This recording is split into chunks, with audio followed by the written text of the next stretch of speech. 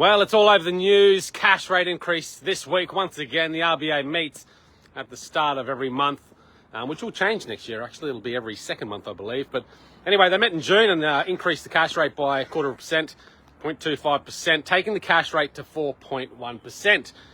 Now, if we go back a couple of years, we remember the governor of the RBA saying there wouldn't be a cash rate rise until at least 2024. Well, it's not even 2024 yet, and we've had 12 consecutive cash rate rises.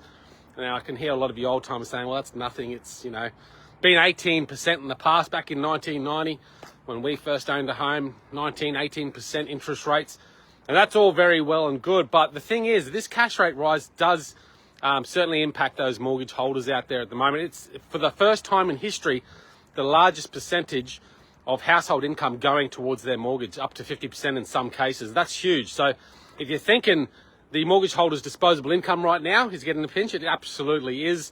Because if you have a mortgage of, let's say, $750,000, now in most areas that I operate, the average median house price is above or at that or above that.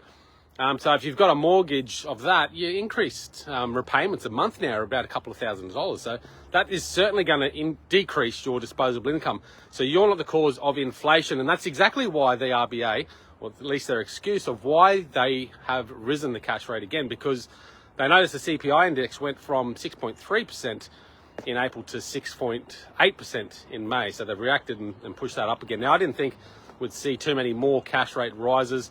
I said only 2. There's already been 2 since I said that. However, there are a lot of people saying that the cash rate will come down at the end of the year. So hold tight, mortgage holders. It's not all doom and gloom. And you've got to remember one thing about property that you own.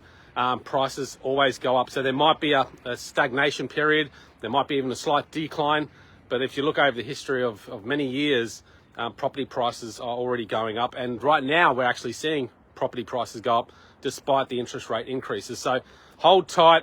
That interest rate is likely to be lowered. I don't think the RBA wants to push us into a recession. So I think probably in the next few months, maybe by the end of the year, we'll start to see that cash rate ease back a little bit as well, making it more comfortable for those mortgage holders that own property.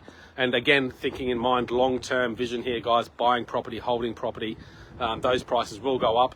And whilst there might be greater pain now with higher mortgage rates, there'll be greater gains later on as well. So that's my quick reel today. Have a good weekend. We'll talk soon.